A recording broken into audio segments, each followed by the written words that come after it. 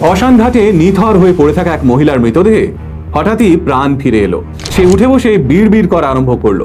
এই দেখে ওই মহিলার স্বামী দৌড়ে গিয়ে জড়িয়ে ধরলো তাকে আর বলল, সুমিত্রা, তুমি বেঁচে আছো সুমিত্রা? কিন্তু সদ্য মৃত্যুর মুখ থেকে ফেরা ওই মহিলা নিজের স্বামীকে ধাক্কা দিয়ে সরিয়ে দিয়ে বলে উঠল, কে সুমিত্রা? আপনি কে? আমার নাম তো শিবা, শিবা ত্রিপাঠী। নমস্কার, আমি সুজয় নীল। পুনর্জন্মের কাহিনী তো অনেক শুনেছেন। আমি নিজেও কিছুদিন আগে টিটু সিং এর পুনর্জন্ম নিয়ে একটা ভিডিও বানিয়েছিলাম। কিন্তু মৃত্যুর মুখ থেকে পুনর্জন্ম নিয়ে ফিরে আসার কাহিনী কোনোদিনও শুনেছেন?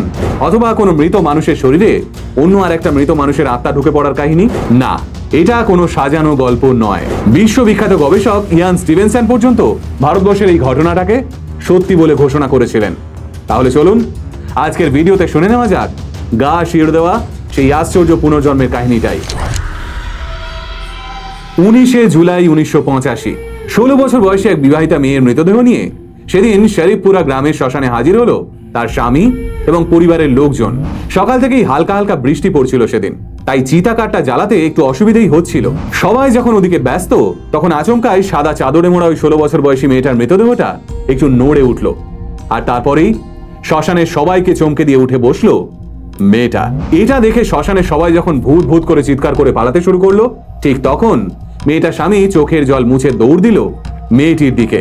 সদ্য মৃত্যুর মুখ থেকে ফেরা নিজের স্ত্রীকে দেখে আনন্দে আত্মহারা হয়ে জড়িয়ে ধরল স্বামী আর বলল, সুমিত্রা, তুমি বেঁচে আছো সুমিত্রা? কিন্তু এরপর সুমিত্রা নামক ওই মেয়েটি যা বলল তা শুনে 440 ভোল্টে ঝটকা লাগলো সুমিত্রার স্বামী জগদীশের। এক ধাক্কায় জগদীশকে নিজের শরীর থেকে সরিয়ে সুমিত্রা চিৎকার করে বলে উঠল, কে সুমিত্রা? আপনি কে? আমার নাম তো শিবা, শিবা ত্রিপাঠী। আমাকে এই শ্মশান ঘাটে আনা হয়েছে কেন? নিজের স্ত্রী সুমিত্রাকে এমন অদ্ভুত আচরণ করতে দেখে চমকে গেল জগদীশ। কারণ সুমিত্রা কোনোদিন এমন চিৎকার করে কথা বলেনি জগদীশের সঙ্গে। তাহলে কি সত্যি সত্যি এই মহিলা সুমিত্রা নয়? সুমিত্রা সিং 1968 সালে উত্তরপ্রদেশের ইটাওয়া এলাকায় জন্ম হয় সুমিত্রার। মাত্র 11 বছর বয়সে মাকে হারিয়ে খুব একা হয়ে যায় সুমিত্রা। ওদিকে সুমিত্রার বাবাও কাজের সূত্রে বেশিরভাগ সময়ই বাইরে বাইরে থাকতো। এখানে একটা কথা বলে রাখি, যা পরবর্তীকালে এই কেসের একটা বড় পয়েন্ট হতে চলেছে। আর সেই পয়েন্টটা হলো, সুমিত্রা কোনোদিন স্কুলে যায়নি, ফলে সে লিখতে অথবা পড়তে পারতো না। উত্তরপ্রদেশের আঞ্চলিক পরিভাষায় যাকে বলে আঙ্গুঠা ছাপ, সুমিত্রা ঠিক তেমনই ছিল। মাত্র 13 বছর বয়সে শরীফপুরা গ্রামের জগদীশ সিং এর সঙ্গে বিয়ে হয়ে যায় সুমিত্রার। এক্ষেত্রে আরো একটা বিষয় উল্লেখ করা দরকার, সুমিত্রার বিয়ে হয় 1982 সালে। তখন আমাদের সমাজে বাল্য বিবাহ নিয়ে এতটা কড়াকড়ি ছিল না। সে যাই হোক, সুমিত্রা এই বিয়েতে রাজি হয় একটাই কারণে, আর সেটা হলো সুমিত্রা ভেবেছিল বিয়ে হলে সে বরের রূপে একজন বন্ধুকে পাবে যে ওর একাকিত্ব দূর করবে। কিন্তু মানুষ যা ভাবে সেটা সবসময় হয় না। স্বামী হিসেবে জগদীশ খুব ভালো মানুষ হলেও সে সুমিত্রার বন্ধু হয়ে উঠতে পারেনি, কারণ বিয়ের কিছু মাসের মধ্যেই জগদীশকেও রোজগারের আশায় শহরে পাড়ি দিতে হয়েছিল। তবে হ্যাঁ, সুমিত্রাকে ভীষণই ভালোবাসত জগদীশ। 1984 সালের ডিসেম্বর মাসে সুমিত্রা একটা পুত্র সন্তানের জন্ম দেয়। নিজের ছেলেকে পাগলের মতো ভালোবাসতে আরম্ভ করে সুমিত্রা। ছেলে জন্মানোর পর সুমিত্রার সমস্ত রকম একাকিত্ব, সমস্ত মন খারাপ যেন কোনো এক মন্ত্র বলে পুরোপুরি উধাও হয়ে যায়। সে স্বামী এবং সন্তান নিয়ে দারুণ আনন্দে সংসার করা শুরু করে। কিন্তু 1985 সালের মে মাস থেকে আচমকা পরিবর্তন আসতে শুরু করে সুমিত্রার মধ্যে। সম্পূর্ণ সুস্থ থাকা সুমিত্রা হঠাৎই মৃগী রোগীদের মতন আচরণ করা শুরু করে। ওই সময় মাঝে মধ্যে সুমিত্রার শরীর বেঁকে যেত, সে জোরে জোরে চিৎকার করত, এমনকি হাত পা দুমড়ে চোখ উল্টে সুমিত্রার এমন অবস্থা হতো যে গ্রামের লোকজন বলাবলি করা শুরু করলো সুমিত্রার ওপরে কোনো প্রেতাত্মা ভর করেছে। এরপর আসলো সেই দিন, 16 জুলাই 1985। সকালবেলা ঘুম ভাঙতেই নিজের স্বামী জগদীশকে কাছে ডাকলো সুমিত্রা আর বলল, আজ থেকে 3 দিন পর আমি মারা যাব। নিজের 16 বছর বয়সী স্ত্রীর মুখ থেকে মৃত্যু সংক্রান্ত এমন ভবিষ্যৎবাণী শুনে গায়ে কাঁটা দিয়ে উঠল জগদীশ সিং এর। জগদীশ কিছুতেই বুঝতে পারলো না হঠাৎ কেন এমন কথা বলছে সুমিত্রা। সেদিন রাত্রিবেলা থেকেই প্রবল শ্বাসকষ্ট শুরু হলো সুমিত্রার, আর সঙ্গে গা পুড়িয়ে দেওয়ার মতো ধুম জ্বর। 19শে জুলাই 1985 সত্যি সত্যি মারা গেল সুমিত্রা। তাকে নিয়ে যাওয়া হলো শ্মশান ঘাটে। কিন্তু শ্মশান ঘাটে হঠাৎই প্রাণ ফিরে পেল সুমিত্রা আর বলে উঠল, আমি সুমিত্রা নই, আমার নাম শিবা, শিবা ত্রিপাঠী। কিন্তু কে এই শিবা ত্রিপাঠী সেটা জানতে হলে আমাদের পা রাখতে হবে এই আশ্চর্য পুনর্জন্ম কাহিনীর 3য় অধ্যায়ে। মৃত্যুর মুখ থেকে ফেরার পর সুমিত্রার আচার আচরণ পুরোপুরি বদলে গেল। যে স্বামী এবং সন্তানকে সুমিত্রা নিজের প্রাণের চেয়েও বেশি ভালোবাসত, তাদেরকে চিনতে অস্বীকার করা শুরু করলো সুমিত্রা। সে বারবার বলতে থাকলো, আমাকে কেন এখানে আটকে রেখেছো তোমরা? আমি আমার বাবার কাছে যাব, আমি আমার দুই মেয়ে রিঙ্কু আর টিঙ্কুর কাছে যাব, আমাকে ছেড়ে দাও, আমাকে ছেড়ে দাও। নিজের স্ত্রী সুমিত্রাকে এমন অদ্ভুত আচরণ করতে দেখে প্রথমে জগদীশ একটু ঘাবড়ে গেলেও সে ঠান্ডা মাথায় পরিস্থিতি সামলে দেওয়ার উদ্যোগ নিল, কারণ সে সুমিত্রাকে ভীষণ ভালোবাসতো। তাই গোটা গ্রাম যখন সুমিত্রার দিকে ডাইনি বলে আঙুল তোলা শুরু করলো, জগদীশ চুপচাপ সুমিত্রার পাশে বসলো আর বলল, তুমি শিবা ত্রিপাঠী, তাই তো? তাহলে তোমার নিশ্চয় নিজের বাড়ির ঠিকানা মনে আছে, তুমি সেই ঠিকানা আমাকে বলো, আমি চিঠি লিখে তোমার বাড়ির লোককে খবর দিচ্ছি, ওরা এসে তোমাকে নিয়ে যাবে। জগদীশের এই কথা শোনার পর শিবা থুড়ি সুমিত্রা এমন একটা কাণ্ড করে বসলো যা গোটা সিং পরিবারকে চমকে দিল। জীবনেও স্কুলের চৌকাঠে পা না রাখা আঙ্গুঠা ছাপ সুমিত্রা খাতা পেন চেয়ে নিল, আর তারপর সাদা পাতার উপর ঝরঝরে হিন্দিতে সে নিজের বাবার উদ্দেশ্যে চিঠি লেখা শুরু করলো। নিজের নিরক্ষর স্ত্রীকে এমন ঝরঝরে হিন্দিতে চিঠি লিখতে দেখে শিরদাঁড়া দিয়ে ঠান্ডা স্রোত নামতে শুরু করলো জগদীশের। 1985 সালের অক্টোবর মাস, জগদীশদের বাড়ির দরজায় এসে হাজির হলো একজন বয়স্ক ভদ্রলোক। তিনি নিজেকে পরিচয় দিলেন রাম সিয়া ত্রিপাঠী বলে। সুমিত্রা তখন ঘরের ভিতরে ছিল। রাম সিয়া ত্রিপাঠী নামটা কানে যেতেই উদ্ভ্রান্তের মতো ঘরের ভিতর থেকে বেরিয়ে এলো সুমিত্রা, আর তারপর সেই বয়স্ক ভদ্রলোককে জড়িয়ে ধরে সুমিত্রা চিৎকার করে বলতে লাগলো, তুমি এসে গেছো বাবা, এতদিন কেন সময় লাগলো তোমার? আমি তোমার জন্য কত অপেক্ষা করেছি জানো? রিঙ্কু আর টিঙ্কু এখন কেমন আছে? সুমিত্রার এইরকম আচরণ দেখে জগদীশ এবং রাম সিয়া ত্রিপাঠী দুজনেই ঘাবড়ে গেলেন। এরপর রাম সিয়া ত্রিপাঠী সুমিত্রাকে জিজ্ঞেস করলেন, তুমি কে মা? আমি তো তোমাকে চিনতে পারছি না। উত্তরে হাউ হাউ করে কাঁদতে কাঁদতে সুমিত্রা বলে উঠল, বাবা আমি শিবা, তোমার মেয়ে শিবা, তুমিও আমাকে চিনতে পারছো না? শিবা ত্রিপাঠী 1962 সালে 24 অক্টোবর উত্তরপ্রদেশের এক মধ্যবিত্ত পরিবারে জন্ম হয় শিবা ত্রিপাঠীর। শিবার বাবা রাম সিয়া ত্রিপাঠী কলেজের একজন অধ্যাপক ছিলেন।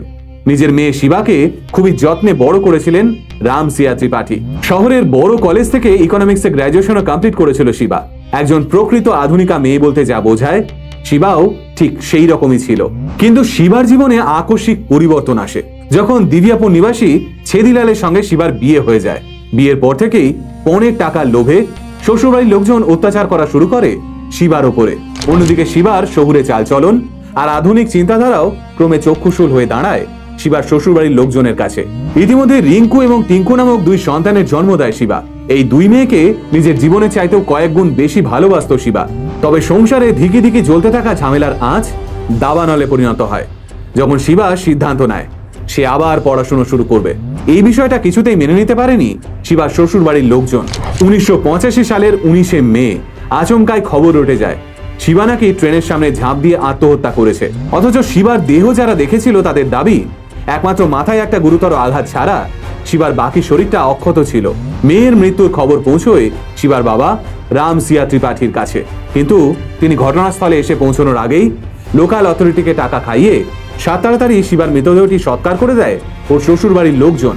এমনকি বডির পোস্টমর্টেমও করা হয় না। পুলিশ এই কেসে শিবার স্বামী এবং শিবার শ্বশুর বাড়ির লোকজনকে গ্রেপ্তার করলেও সঠিক তথ্য প্রমাণের অভাবে তাদের ছেড়ে দিতে বাধ্য হয় এবং শিবার মৃত্যুর এই কেসটা পুলিশের খাতায় ক্লোজড হয়ে যায়। কিন্তু এক্ষেত্রে কি একটা বিষয় লক্ষ্য করলেন?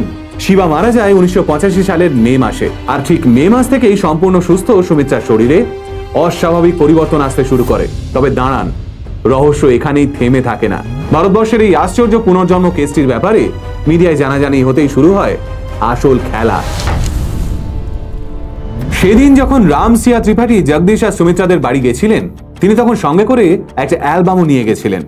আর সেই অ্যালবাম দেখে নিজের মামা, মামি, কাকা, কাকি, ভাই, বোন সকলকে আইডেন্টিফাই করতে শুরু করে সুমিত্রা ওরফে শিবা। সুমিত্রাকে ঝরঝর করে সবার সঠিক নাম বলতে দেখে ক্রমশ উথাল পাথাল করতে থাকে রাম সিয়া ত্রিপাঠীর হৃদয়। কিন্তু এক পর্যায়ে গিয়ে হঠাৎই জোরে চিৎকার করে ওঠে সুমিত্রা আর বলতে থাকে, এই দুজন মিলে আমাকে খুন করেছে, এই দুজন শয়তান মিলে আমার মাথা পাথর দিয়ে মেরে থেঁতলে দিয়েছিল। রাম সিয়া ত্রিপাঠী লক্ষ্য করেন অ্যালবামের ওই পাতায় তখন শিবার শাশুড়ি আর শিবার ননদ পাশাপাশি দাঁড়িয়ে রয়েছেন। ওদিকে সুমিত্রা সমানে চিৎকার করে দাবি করতে থাকে এই দুজনই শিবার আসল খুনি। সুমিত্রার বলা এই কথার উপর ভিত্তি করে শিবার পরিবারের লোকজন মিলে শিবার মৃত্যু কেসটা আবারও রিওপেন করার সিদ্ধান্ত নেয়। কিন্তু পুলিশ পুনর্জন্মের মতো একটা বিষয়ের উপর ভিত্তি করে এই কেসটা রিওপেন করতে অস্বীকার করে। তখন শিবার বাবা দ্বারস্থ হন মিডিয়ার, আর মিডিয়ায় এই খবর জানাজানি হতেই গোটা ভারতবর্ষে শিবা এবং সুমিত্রার এই পুনর্জন্মের কাহিনী আলোড়ন ফেলে দেয়। তবে এই কেসের সবচেয়ে বড় রহস্য লুকিয়েছিল সুমিত্রার বয়সে। শিবার জন্ম হয় 1962 সালে আর সুমিত্রার জন্ম হয় 1968 সালে। দুজনের মধ্যে বয়সের ফারাক 5 বছরের। এদিকে শিবা মারা যায় 1985 সালের মে মাসে, যখন সুমিত্রা বেঁচে রয়েছে। তাহলে এটা পুনর্জন্মের কেস কি করে হতে পারে? পুনর্জন্ম মানে তো একজন মানুষ মারা যাওয়ার পর তার শিশুরূপে নতুন জন্ম নিয়ে ফিরে আসা। এই একটা প্রশ্নের উত্তর খুঁজতেই হন্যে হয়ে যায় গোটা ভারতীয় মিডিয়া। কেউ বলতে থাকেন এটা সাজানো ঘটনা, আবার কেউ কেউ এটাকে ভৌতিক ঘটনা বলেও আখ্যা দেন। ঠিক সেই সময় আসরে নামেন পৃথিবী বিখ্যাত রিইনকারনেশন স্পেশালিস্ট ডক্টর ইয়ান স্টিভেনসন। 1986 সালে ফেব্রুয়ারি মাসে স্টিভেনসন নিজে এই কেসটা নিয়ে গবেষণা করার জন্য ভারতে আসেন। ততদিনে ভারতবর্ষের বিখ্যাত ক্লিনিক্যাল সাইকোলজিস্ট সাতওয়ান্ত পাসরিচাও এই বিষয়টা নিয়ে গবেষণা শুরু করে দিয়েছিলেন। এরপর স্টিভেনসন এবং পাসরিচা মিলে যৌথ উদ্যোগে সুমিত্রা, জগদীশ এবং শিবার পরিবারের লোকজনের ইন্টারভিউ নেওয়া শুরু করেন। সুমিত্রা সিং এর মোট 19টা ইন্টারভিউ রেকর্ড করা হয় সেই সময়, যেগুলোর প্রত্যেকটা শিবা ত্রিপাঠীর সঙ্গে কানেক্টিং। শিবার ছোটবেলার বন্ধুদের নাম, শিবার কলেজ প্রফেসরদের নাম, এমনকি শিবার শ্বশুরবাড়ির আলমারির কোন তাকে একটা হলুদ শাড়ি লুকিয়ে রাখা আছে সেটা পর্যন্ত বলে দিতে থাকে সুমিত্রা। নিজের দীর্ঘ গবেষণার মাধ্যমে ইয়ান স্টিভেনসন বুঝতে পারেন এই ঘটনার আগে শিবার পরিবার এবং সুমিত্রার পরিবারের মধ্যে কোনো কানেকশনই ছিল না। তাই সুমিত্রা যা যা বলছে তা একজন নর্মাল মানুষের পক্ষে বলা অসম্ভব। তাই স্টিভেনসন ঘোষণা করেন সুমিত্রাই আসলে শিবা। কিন্তু তখনও যে প্রশ্নটা সবার মনে খচখচ করছিল সেটা হলো শিবার পুনর্জন্ম একজন নবজাতক শিশুর মাধ্যমে না হয়ে একজন মারা গিয়ে জ্যান্ত হয়ে ওঠা মহিলার শরীরে হলো কেন? এই উত্তর দিতে আসরে নামলেন গবেষক জেমস ম্যাটলক। তার একটি বিখ্যাত তত্ত্ব অনুযায়ী এই ঘটনাকে বলে রিপ্লেসমেন্ট রিইনকারনেশন, যেখানে একজন মারা যাওয়া ব্যক্তির আত্মা কোনো জীবিত মানুষের শরীরে ঢুকে পড়ে তার আত্মাকে রিপ্লেস করে দেয়। এই ঘটনা কিন্তু ভূতে ভর করার ঘটনা থেকে সম্পূর্ণ আলাদা।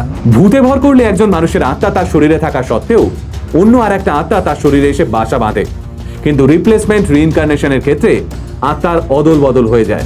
যখন 1985 সালে সুমিত্রার মৃত্যু হয়, তখন সুমিত্রার আত্মা তার দেহ ছাড়তেই সেই শূন্যস্থানে ঢুকে পড়ে শিবার আত্মা। আমাদের শাস্ত্রেও এই বিষয়টাকে পারকায়া প্রবেশ বলেও উল্লেখ করা হয়েছে। কিন্তু এই পারকায়া প্রবেশ অথবা রিপ্লেসমেন্ট রিইনকারনেশন ঠিক কতটা বাস্তবসম্মত সেটা জানতে হলে ঢুকে পড়তে হবে ভিডিওর পরবর্তী অধ্যায়ে। সাল 1998। সুমিত্রা ওরফে শিবার মৃত্যু হলো। 1985 সাল থেকে 1998 সাল অবধি এই 13 বছরের জীবনকালে সুমিত্রা কিন্তু শিবা হিসেবেই বেঁচে ছিল। সে নিজের স্বামী জগদীশ এবং পুত্র সন্তানের সঙ্গে সংসার করলেও শিবার 2 মেয়ে রিঙ্কু এবং টিঙ্কুকেও নিজের কাছে এনে রেখেছিল। পুনর্জন্মের কেস হিসেবে শিবা ওরফে সুমিত্রার কেসটা এতটাই বিখ্যাত যে 2008 সালে অ্যান্টোনিয়া মিলস এবং ডক্টর কুলদীপ ধীমান মিলে আবার এই কেসটাকে রিওপেন করেছিলেন। পুরনো সমস্ত তথ্য প্রমাণ এবং নতুন সমস্ত ইন্টারভিউকে সামনে রেখে মিলস এবং ধীমানও এই ঘোষণা করেন যে সুমিত্রা সিং ওরফে শিবা ত্রিপাঠীর এই কেসটাই পৃথিবীর সবচেয়ে বিশ্বাসযোগ্য রিপ্লেসমেন্ট রিইনকারনেশনের কেস। তারাও এটা মানতে বাধ্য হন যে জীবনের শেষ 13টা বছর সুমিত্রা সিং সত্যি সত্যি শিবা ত্রিপাঠীর আত্মাকে শরীরে বহন করে বেঁচেছিলেন। কথায় বলে বিশ্বাসে মিলায় বস্তু, তর্কে বহুদূর। বড় বড় ইউনিভার্সিটির তাবর তাবর গবেষকরা যে বিষয়টাকে সত্যি বলে দাবি করেছেন, আমরা চাইলেই সেই বিষয়টার বিরুদ্ধে সওয়াল তুলতে পারি, কারণ নিজের চোখে না দেখলে এমন ঘটনাকে বিশ্বাস করা সত্যি কঠিন হয়ে দাঁড়ায়। আর তাই হয়তো এত তথ্য প্রমাণ থাকা সত্ত্বেও শিবার খুনের কেসটা রিওপেন করতে চায় না প্রশাসন। ফলে শিবার শাশুড়ি এবং ননদ দুজনেই বহাল তবিয়তে বাকি জীবনটা কাটিয়ে দেন। কিন্তু এই কেসে সবচেয়ে বড় দুর্ভাগ্য বোধ হয় শিবার বাবা, কারণ তাকে একবার শিবার মৃত্যু যন্ত্রণা ভোগ করার পর আবারও সুমিত্রার শরীরে থাকা শিবাকে মরতে দেখতে হয়েছিল নিজের চোখে। তবে সুমিত্রার মৃত্যুর পর শিবার বাবা রাম সিয়া ত্রিপাঠী বলেছিলেন, আমার মেয়ের কপালে বোধ হয় জীবনের এই 13টা বছর বাঁচা লেখা ছিল, তাই ও যে মৃত্যুর পরেও 13টা বছর বেঁচে থাকলো এতেই আমি খুশি। শিবা ত্রিপাঠী এবং সুমিত্রা সিং এর এই পুনর্জন্মের কাহিনীটা নিয়ে আপনাদের কি মতামত কমেন্টে জানাতে ভুলবেন না। কিন্তু আজকের মতো এটুকুই থাক, দেখা হবে নতুন কোনো ভিডিওতে। সকলে ভালো থাকবেন, সুস্থ থাকবেন। নমস্কার।